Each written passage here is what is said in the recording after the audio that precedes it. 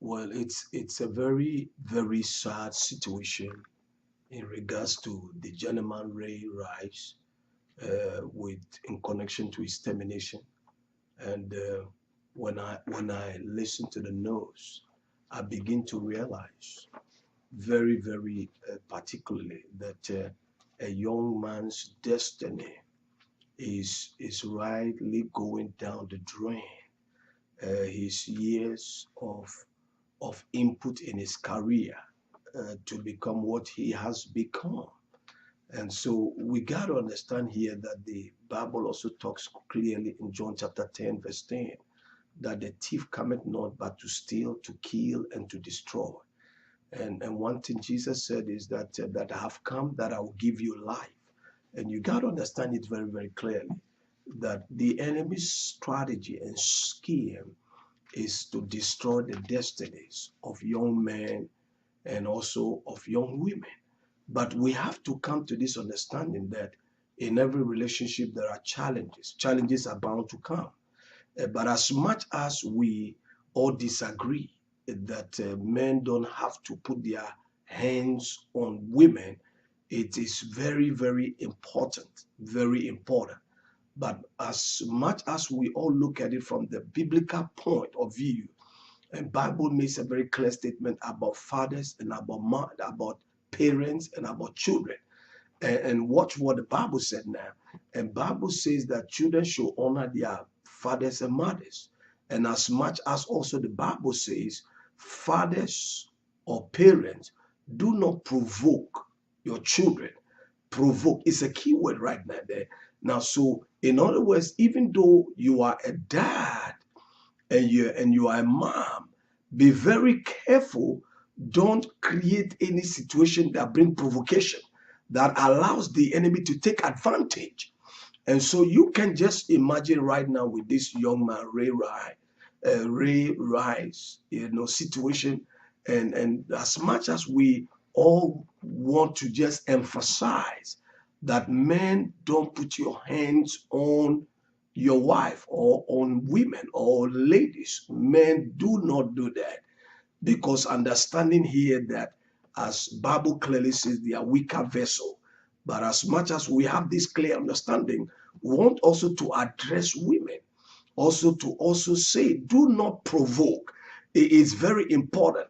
And so when a woman begins to send a signal of provocation, the enemy takes advantage. And so you got to understand here that when the woman makes a move, which is an act of provocation, the enemy took advantage over their situation and suddenly messed them up. And suddenly messed them up. And you see, you got to understand that the young man is a human being. And so sometimes reflex action, we got to understand this. Reflex action plays in the psychology of man. And sometimes also when a man has not had a biological father, has not experienced those kind of love, these things play in. And so he is lived his life in aggression. He's lived his life sometimes in all kinds of disappointment. And so little things trigger him up. And so then you gotta understand. So that when you have a lady or you are a woman and that is in marriage, make sure you don't provoke. You gotta understand here that what you cannot handle, don't get into it. What you can handle, if you are not built to fight, don't try to engage situations that create fight. You can understand here, women. And so this is very important. So do not become an agent of provocation. I mean, men love your wives. And as much as women also, you got to respect the man and don't grant the enemy access.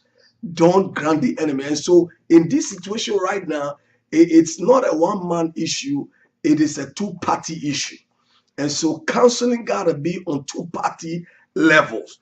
And so we don't begin to just focus on the man, but we got to also look at the woman and say, woman, make sure you don't even don't let the enemy use you. Don't let the enemy. use you as an access to create a riot, trouble, problems, agitation in your home. Make sure that you create a peaceful atmosphere between your man and yourself. Even when your man it begins to talk and it's something that you don't like, just step out sometimes. Step out of that house. When the situation is trying to heat up too much in that house, just step out. Just go get some fresh air. Just get out of that atmosphere. And so it is as a man. When the woman is creating a situation that you don't like and that you know that is going to create all kinds of problems, step out of the house. And so it's a two-way issue. And so this is my point and advice, and that I'm chipping you right now. And it's my prayer for that young man and my prayer for that lady also, that you gain wisdom from what I'm sharing right now, and never make yourself an access for the enemy, for the devil to use to destroy that which has been toiled and fought for years. And so that is one of the key elements of the enemy. Bible said, the thief cometh not, but to steal, to kill, and to destroy. And Jesus said, I have come that I will give you life, and give you life much more abundantly. And so it is my prayer that take this opportunity to reconcile yourself to God. Come back to Jesus, receive him as Lord and personal Savior. Say to Jesus, Lord, I'm wrong. The woman yourself too, you got to just admit that, you were wrong. You made certain move you were not supposed to be making.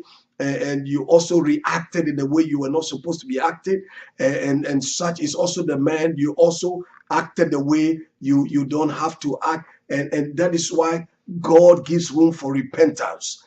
We all have sinned. The Bible said, all have sinned and come short of the glory.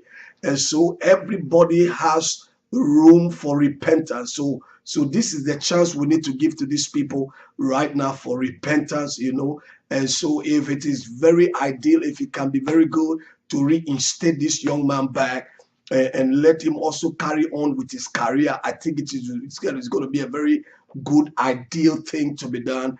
And so we don't kick them out. And then what is next? When you take up something, a career, something that he lives by and he feeds his family with, and when this is taken out, is terminated, then we give him the enemy more access, more grounds in his life, and we want to stop the enemy. That is one of the key aims, stopping the enemy of taking more advantage over the life of young men and young women and destroy. We don't want to give that enemy access. And so it's my prayer right now that God will come through, intervene for him so that he can be reinstated into his fold of career to the glory of God. And so that is my prayer right now. And so I pray for the young man, I pray for that woman right now. May the peace of God that surpasses all understanding keep you and guide your heart to the glory of God. And I pray also for the officials that are ruling in this issue. We got to also watch out for media right now. Sometimes media also blows up issues, and media, that is what media does. But we got to also seek for godly wisdom, very important, and to see what are some of the right decisions to make, and so that we can preserve young men, preserve our young men, coach them, guide them to doing what is right. And so God bless you so much for hearing these broadcasts. God bless you and enjoy your day, and may Christ come into your heart, and may the peace of God rule in your home and rule over your house. In Jesus' name, amen. God bless you so much. And remember, Jesus Christ is Lord. And when you give your life to him and you surrender your life to him, I believe he will grant you peace in your mind, in your heart, and in your home. And so enjoy yourself and have a very blessed day. God bless you so much. Amen.